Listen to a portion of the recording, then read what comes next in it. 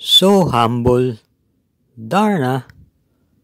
Sana po napakinabangan niyo po itong dalawang to na kapwa po pampremera natin sa ating mga giyentong kahapon lang, Biyernes, kung saan kapwa parehas pong dihado pa po. Pampremera po natin parehas yan. Natapat naman po kahit paano at nakinabang tayo.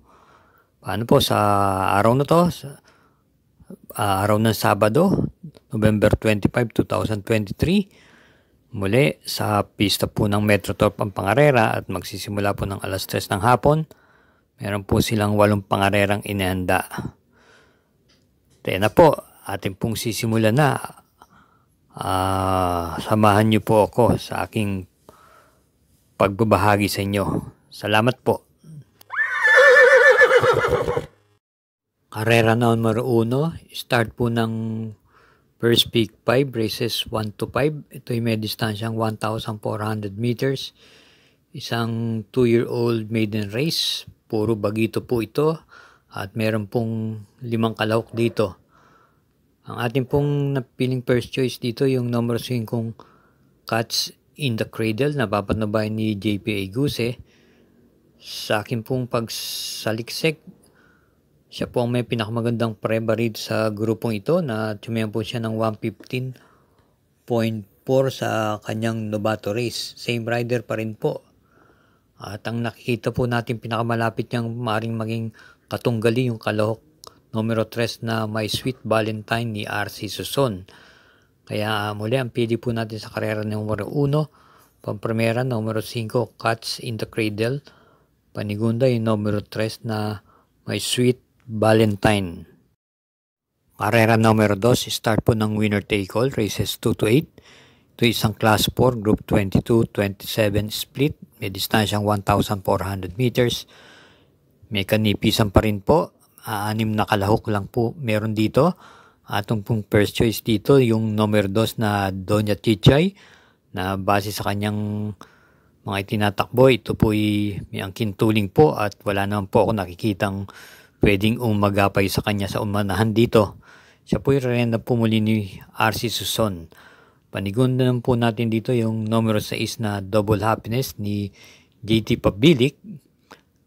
At sa akin palagay, siya lang po ang pwedeng tumapat dito sa unahan. Ito'y may angkin din naman pong remate. Kaya ang pili po natin dito sa karera numero 2, pampremera numero 2, Doña Chichay, at panigundoy numero 6 na Double Happiness. Karera numero 3, start po ng peak 6, races 3 to 8. Ito po'y may distansyang 1,400 meters, isang class 4, split group 22 to 27 with 7 entries. Sa grupo pong ito, ang ating pong napipili yung mga veterano po sa labanan na, yung numero 4 El Mundo, napapanubayan ni CB Ardona. Ito po ay isang rematista.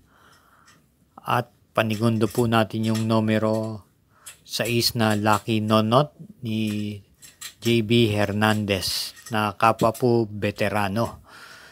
Yung iba po rito, mga bagito pa po.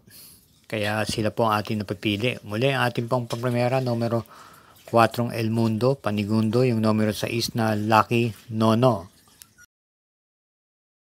Karera numero 4, start po ng second peak 5, races 4 to 8. Ito'y isang class 3, group 40 to 46. Tatakbuhin sa distansyang 1,400 meters. 6 na kalahok po. At ang ating pong pampremera rito yung numero 3 na Iyasaki, na papanubayan ni JAA Guse. Ito po'y isang matuling na kabayo at sa tingin ko siya na rin po ang magdadala ng marcha sa unahan dito. At ang ating pong panigundo naman dito yung numero 1 Chrome Bell, na naipipacing po o naiparirimate, na muli pong papanubayan ng regular rider niyang si JB Hernandez. Kaya ang pili po natin dito sa karera numero 4, pampremera numero 3 Iyasaki, panigundo yung numero 1 Chrome Bell. Sa lahat po ng ating mga taga-subaybay dyan, huwag po natin kalilimutan mag-subscribe, i-follow, i-share, at gayon din po i-hit ang like button, at gayon din pakisuportahan din po ang ating race result and dividends. Salamat po. Karera numero 5, ito po ay isang Class 5, Split Group 5. May distansyang 1,400 meters. Start po ito ng Peak 4, races 5 to 8. 7 kalahok po lamang. Ang ating pong napipiling pampremera rito, yung numero 5 hashtag na papanubayan ni JD Flores. Ito po ay bumaba na po ng laban at mga nakaraan po ito ay malimit na nasa bentahan po. Atin ang pong panigundo rito yung dihadong numero 3 na laparoscopy na muling rerendan po ni JT Pabilik. Ito po ay may angkin tuling at pwedeng isa na rin po siya ang magdala ng marcha sa unahan. Maganda pong dihado to. Kaya sa muli, ang pili po natin dito sa karera numero 5, pampremera numero 5 hashtag at panigundo yung numero 3 na laparoscopy. Karera numero 6, isang Class 4, Group 34 to 39 at may distansyang 1,400 meters. May 6 pong kalahok dito at ang ating first choice dito yung numero 5 Golden Sunrise ni O.P. Cortez. Ito yung may angkin tuling at pwede naman pong i-pacing to. And ang ating panigundo dito yung numero 1 Basket of Gold na kagagaling lamang sa panalo at siya po i-rendam po ni JB Hernandez. Pwedeng kuning unahan at pwede rin naman pong sumabay lamang. Kaya ang pili po natin dito sa karera numero 6, pampremera numero 5 Golden Sunrise, panigundo numero 1 Basket of Gold. Sa pagkakataon po ito, atin pong bigyan po muna ng daan ang ating mga shoutout. Shoutout po kay Boss Nomi Halili, Reyna ng Barangay 63, Caloocan, Batang Kangkalo, mula po kay Joey Hipolito. At gayon din sa ating mga masugid na taga-subaybay. Shoutout po kila Hector Arellano, Bro David Jim, Ryan Peñol, Bong Villanueva, June Gonzales, Dodi Dacalanyo, Ding Ibanez, June Alcantara, Edwin Salangit, Rodrigo Pineda, Arnold Castor, Romeo Tan, at kay OG Patiño Jr. ng taga Caloocan. Maraming salamat po sa inyong lahat sa walang sawang pagtutok at bigay oras sa Mangkelos TV. Karera numero 7, penultimate race.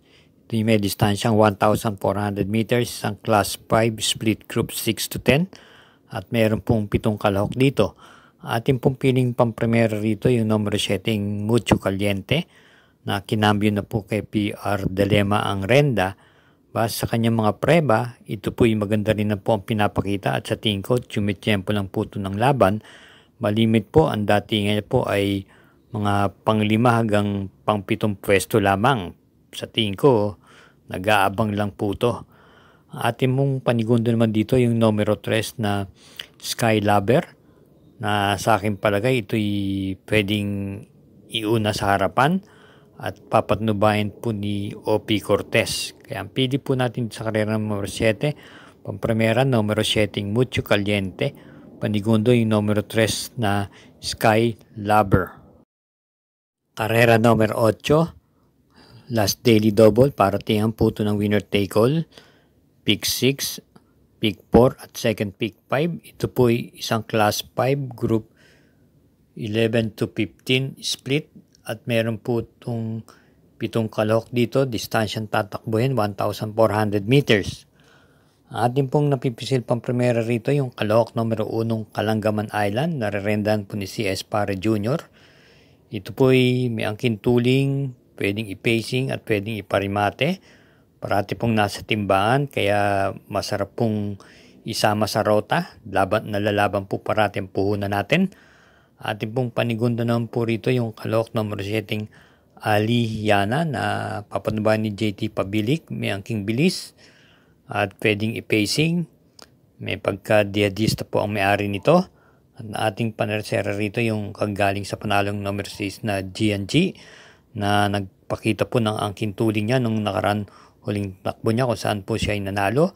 Ito'y pwede naman pong manggaling sa likuran. Random po muli ni Patty Dilema. Kaya ang pili po natin sa karera numero 8, Pamprimera, numero 1, Kalangaman Island. Panigunda, numero 7, Ali Yana. At panersera yung numero 6 na Gian G. Bueno, mga katrokis, mga sambayanan karerista, libang lang ho. Pampatanggal lang po ng stress. At hinay-hinay lang po. Maraming salamat po muli. Naway matapot po muli atin mga giya.